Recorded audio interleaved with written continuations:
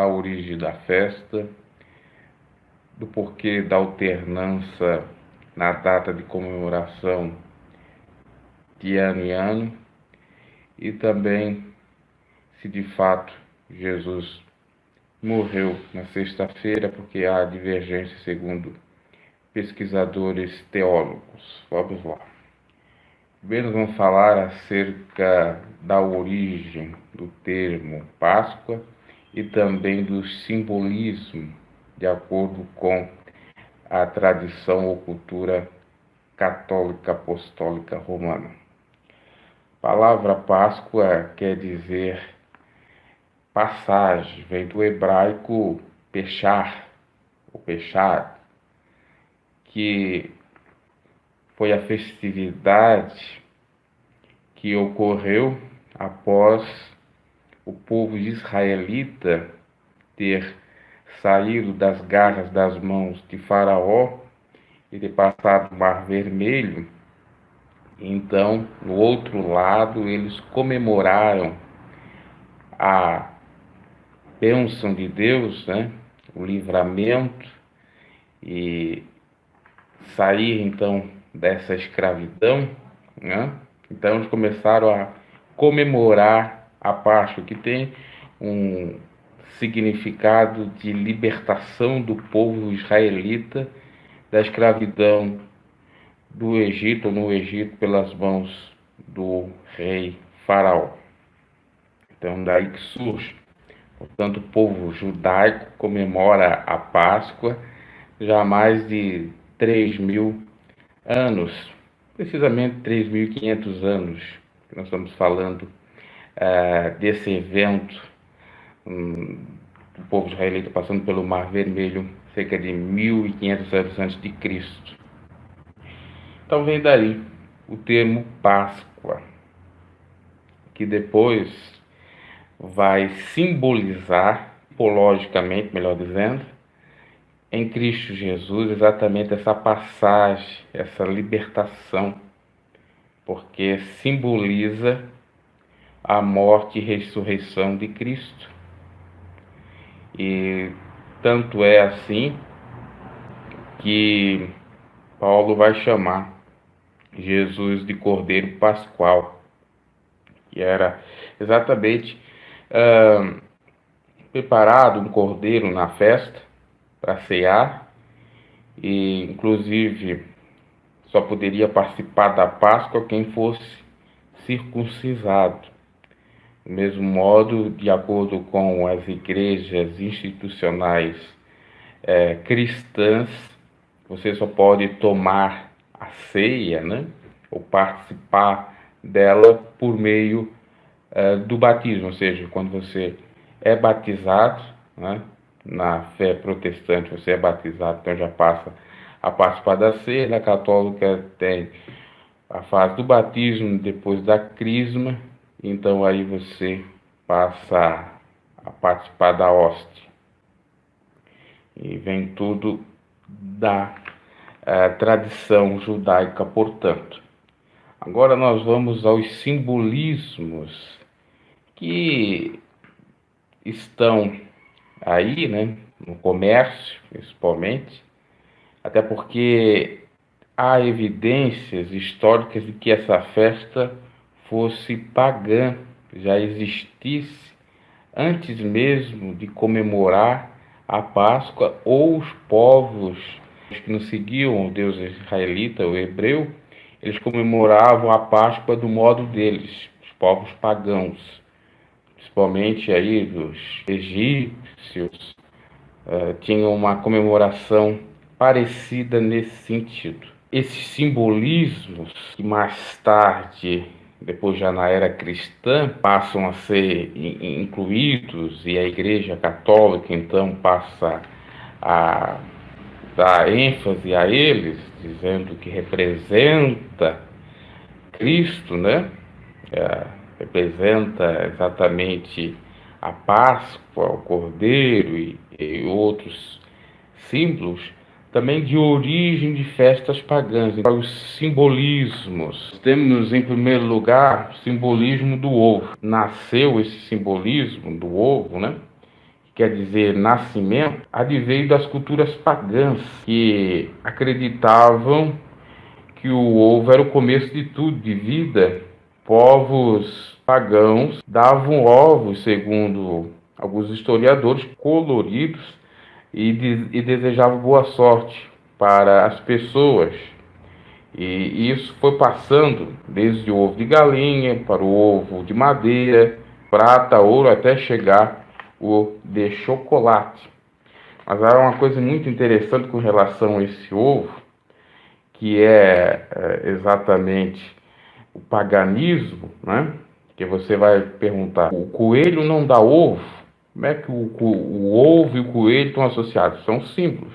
E símbolos esses advêm do paganismo, porque não estão na Bíblia. Tá? Que tem a história do ovo, nas culturas celtas, nas culturas egípcias, como já falei, nas fenícias ou nos fenícios e chineses, entre outras civilizações, tinha a ideia do ovo, que era o nascimento de tudo.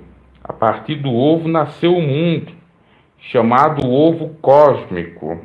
Inclusive na Índia tem a crença da Gansa Ramsa, que seria esse sopro divino e que teria dado ou chocado esses ovos cósmicos, de acordo então aí com as crenças, mitologias, podemos colocar assim também, dessas civilizações.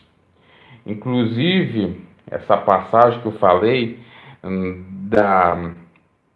no caso nosso, do verão para o outono e dos europeus do inverno para a primavera, era comemorado a festa a deusa Ostera, Ostana, Ostara, que era a deusa da primavera, isso no século X, de 900 a 924 depois de Cristo, na Inglaterra, porque era a época em que poderia se sobreviver, né?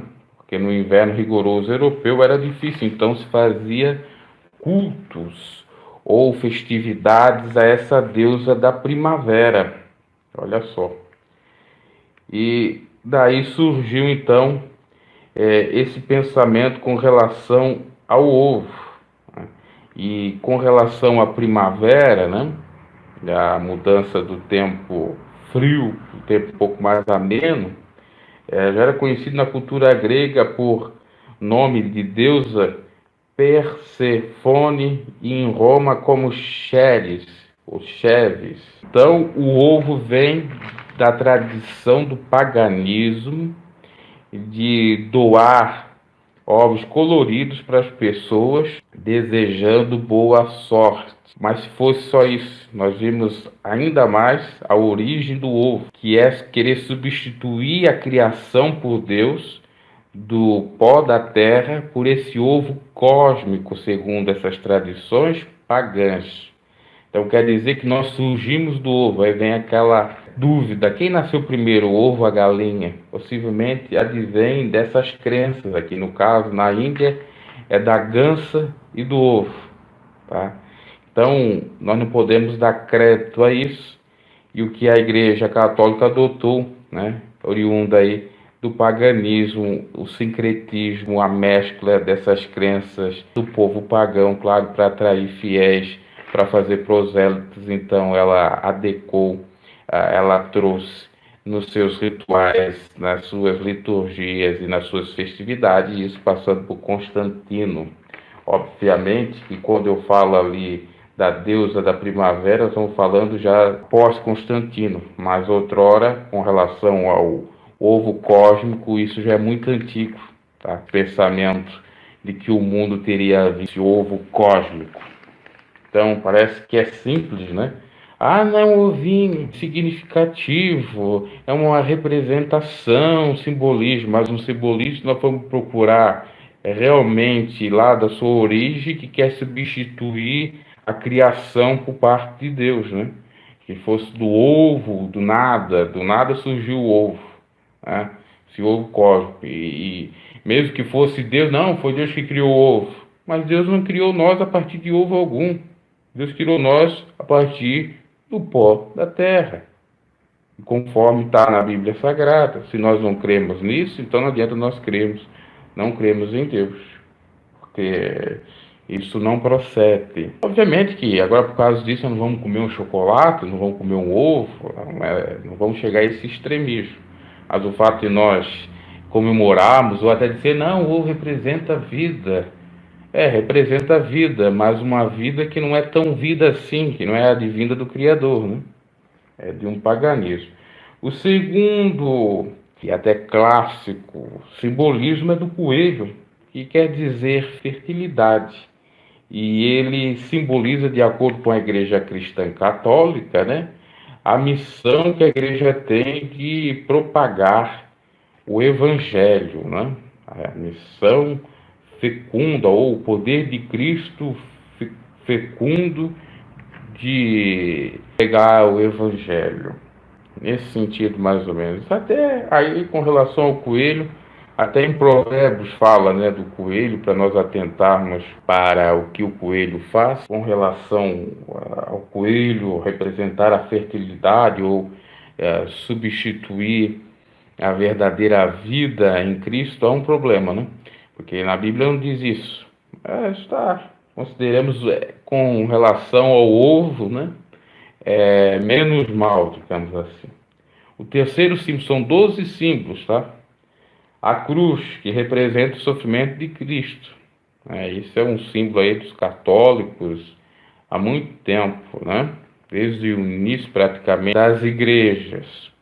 A Bíblia fala para nós não cultuar a cruz. Tem a mensagem da cruz. É a mensagem da cruz, não é a cruz. Porque maldito é aquele que padece no madeiro. A cruz é maldita. Não é para nós adorá-la, idolatrá-la.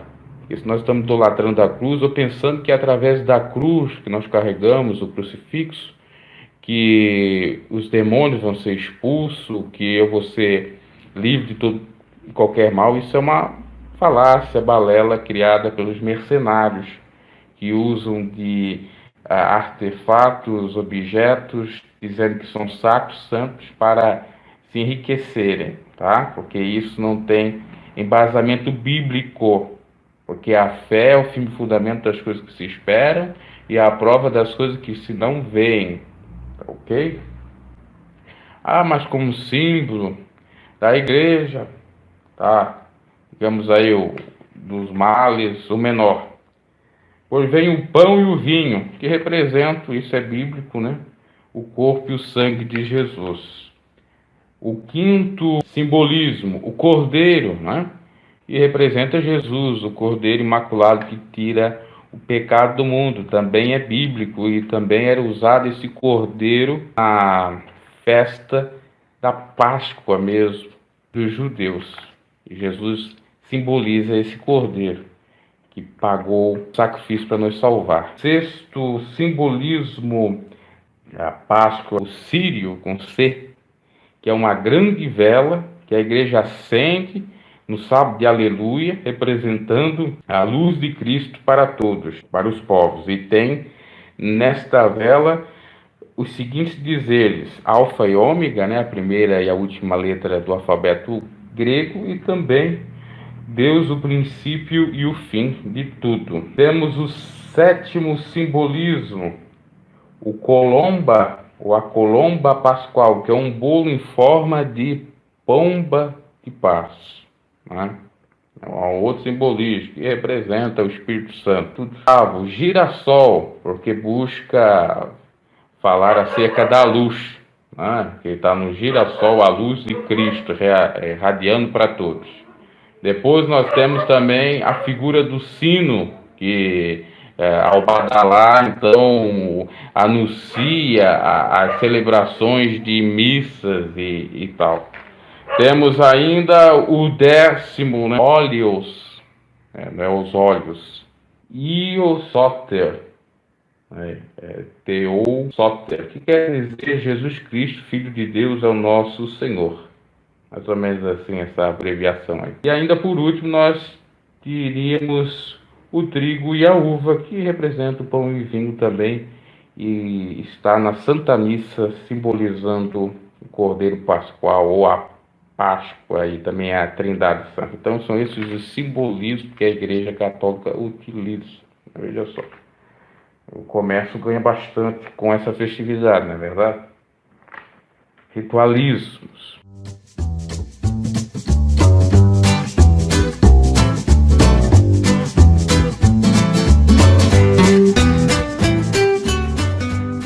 Um pouco porque a Páscoa ela não se dá numa data específica todo ano.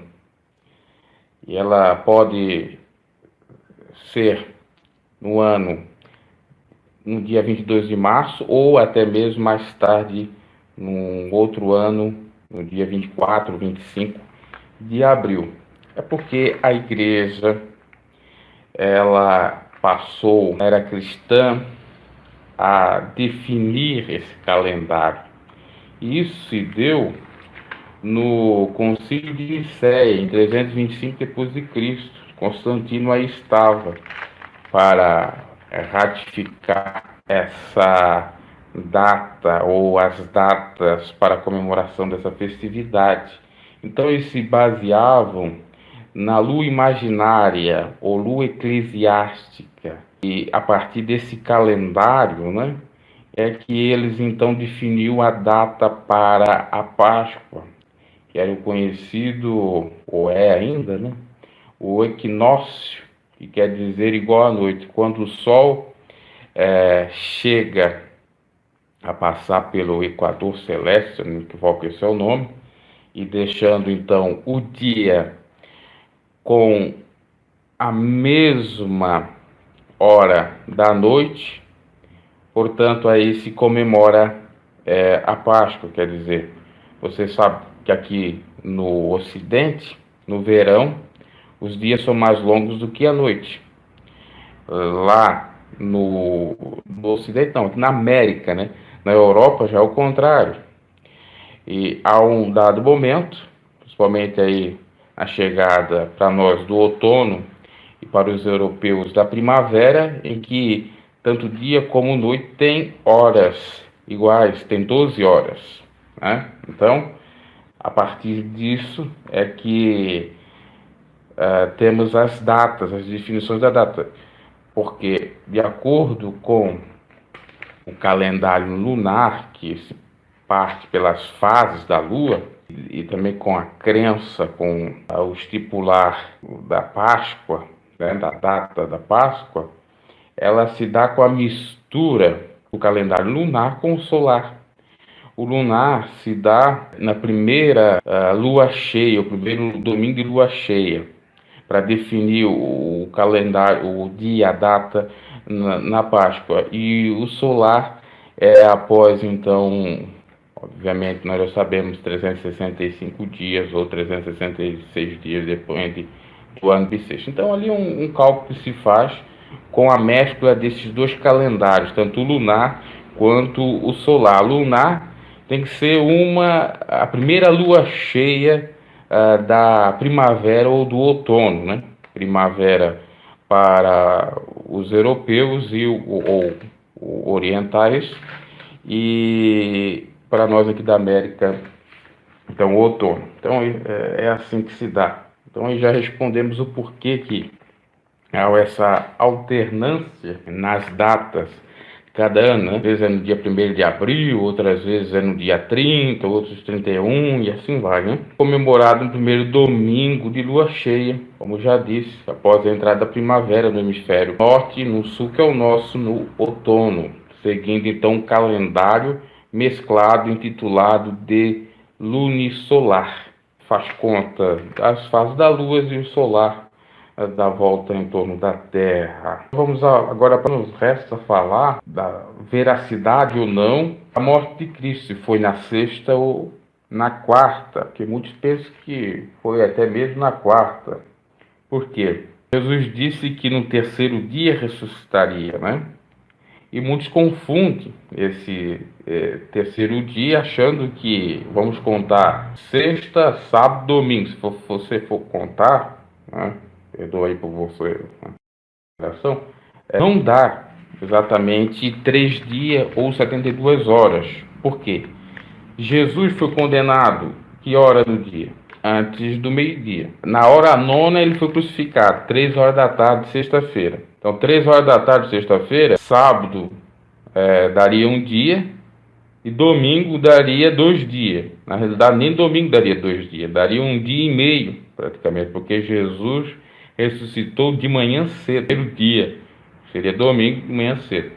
O que quer dizer isso? A Bíblia fala que Jesus falou, né, dos evangelistas, que ele ressuscitaria no terceiro dia, não após 3 dias completos.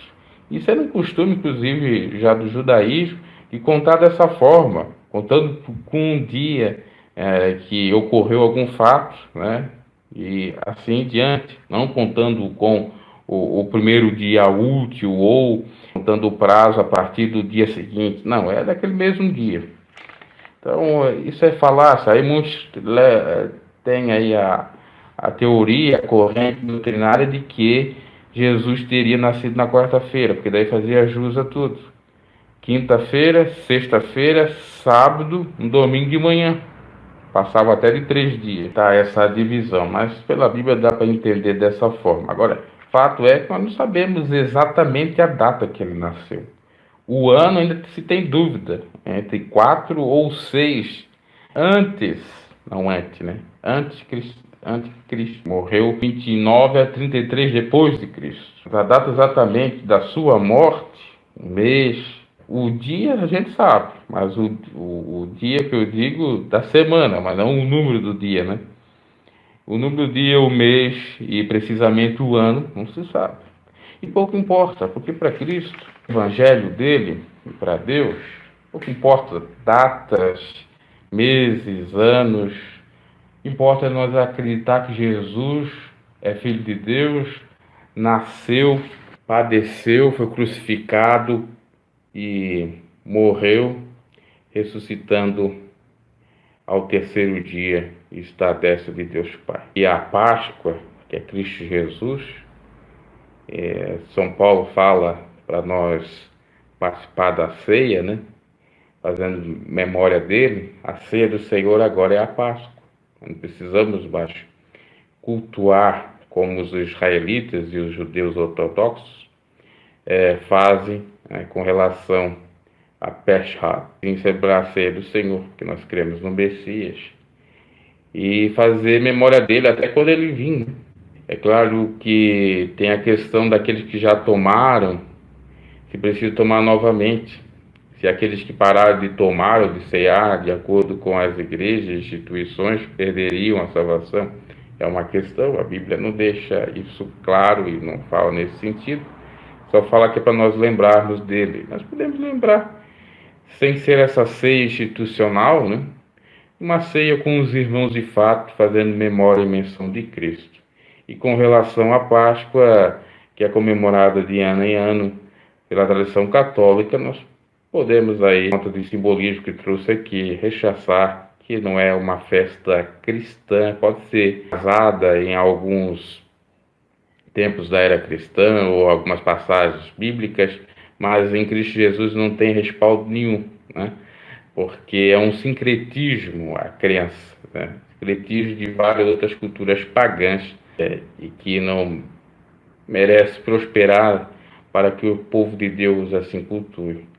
Até porque ele é muito mais do que a Páscoa, muito mais do que os simbolismos, que os rituais. Lembramos dele em atitudes todos os dias, ceando, amando o próximo, como a nós mesmos e a Deus sobre todas as coisas. Aí sim nós estamos cumprindo de fato a ceia do Senhor, a Páscoa do Senhor, porque estamos fazendo valer o seu sacrifício na cruz do Calvário. Do contrário, nós estamos crucificando ele novamente, pisando no sangue de Jesus e na carne dele, com os nossos pecados, principalmente o não amar, porque a lei, o fim da lei é o amor e nada mais. Então pensamos nesse sentido, né, de vez de estarmos aí cultuando, indo em missa ou participando de teatros, com a encenação da Paixão de Cristo. E vamos celebrar Cristo como mais um dia, né, fazendo bem para o nosso próximo, que é isso que importa, e não rituais e não simbolismo, porque a época de rituais e simbolismo já passou, era o Velho Testamento, que era a sombra que conduzia a Cristo Jesus, era o aio, o tutor que conduzia a Cristo Jesus. Já deu tempo de sombra, de tipologia, né, de arquétipo. Já acabou tudo isso, as figuras, as metáforas, que agora é Cristo. Cristo é. Então, Cristo está em nós se nós aceitamos. Não tem mais nada, ritual algum. Ele é o sumo sacerdote, ele é tudo em todos. Recorremos a ele, que assim estará a bênção sobre a nossa vida e sobre quem quer que seja, que o adore e que também faz o bem para o próximo, porque serviremos de exemplos e de testemunhas de Deus. Meus caros, essa então foi a manifestação acerca da Páscoa. Que Deus os abençoe e faça enxergar melhor essas verdades. É claro que é tudo com moderação, você pode presentear, não tem pecado algum em presentear, não tem pecado algum em dar ovo, chocolate e tal. Então não vai cultuar esse simbolismo pagão, não vai achar que isso é mais do que o sacrifício da cruz do Calvário de Cristo, ou que isso é algo que você está fazendo para o seu bem, comemorando isso. Não, porque é prática, não é teoria, não é simbolismo, o Evangelho, é prática. E é desapego e moderação. Esse é o Evangelho de Cristo. Se você entender isso, muita coisa vai melhorar na sua vida e você vai ser uma pessoa com certeza melhor, tá? Lembrando aqui que eu não estou sendo partidário, eu tomando partido, entre aspas, de igreja A, B, C ou D, né, das igrejas institucionais, muito menos falando mal pessoas que congregam na Igreja Católica, mas sim estou falando do Evangelho de Cristo como regra de fé, a Bíblia, não catecismo e não de outras denominações cristãs, regulamentos internos, nada disso. O que importa é a Bíblia. Segue a tradição, Jesus disse que a tradição invalida os mandamentos de Deus. Assim como os fariseus, os escribas invalidavam os mandamentos do Senhor, querendo achar que a tradição estava acima dos mandamentos ou equiparado, igual aos mandamentos do Senhor. E não estão, porque o que vale é o amor. O simbolismo, a expressão simbólica de amor, não vale o amor de fato. O abraço verdadeiro, o beijo verdadeiro, não hipócrita e não enganador, não falso. O que vale é a ajuda verdadeira, o que vale é adoração a Deus verdadeiro em espírito e em verdade. É isso, ok? Até mais.